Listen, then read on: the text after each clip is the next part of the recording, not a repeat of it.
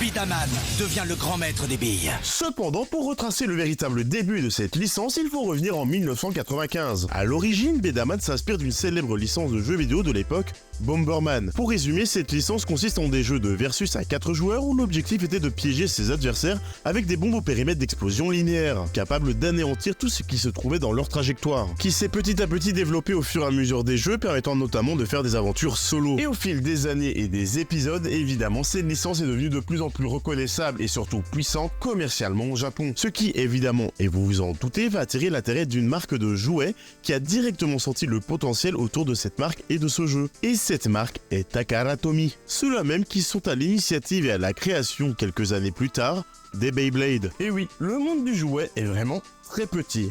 Comme toi. Allez, j'y vais. Tu peux y aller. C'est vraiment gentil d'avoir fait toute cette route. J'écris bien, c'est vraiment drôle et ça valait le coup.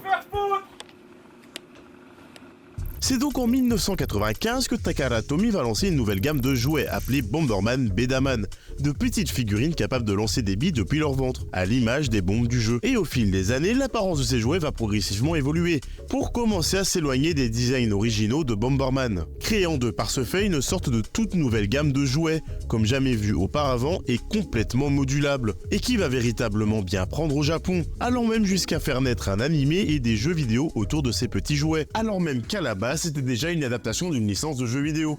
Donc là les mecs créent des adaptations d'adaptations, des génies. C'est donc là qu'un énorme mastodonte du secteur va arriver dans la course, Hasbro. Hasbro, évidemment, c'est les mêmes qui se sont aussi occupés de l'importation de grandes gammes de jouets en provenance du Japon, comme on a pu le voir avec Beyblade, mais aussi Transformers, Power Rangers et bien d'autres. Enfin, soit pour en revenir à nos moutons, Ah, c'est marrant. Hasbro a évidemment très vite perçu l'énorme potentiel autour du concept, celle d'être améliorable au fur et à mesure du temps. Que ce soit mettre un canon plus gros, de quoi mettre des recharges de billes plus nombreuses, changer et adapter complètement les visuels du Bidaman comme bon nous semble, et ce même en récupérant des pièces de d'autres modèles.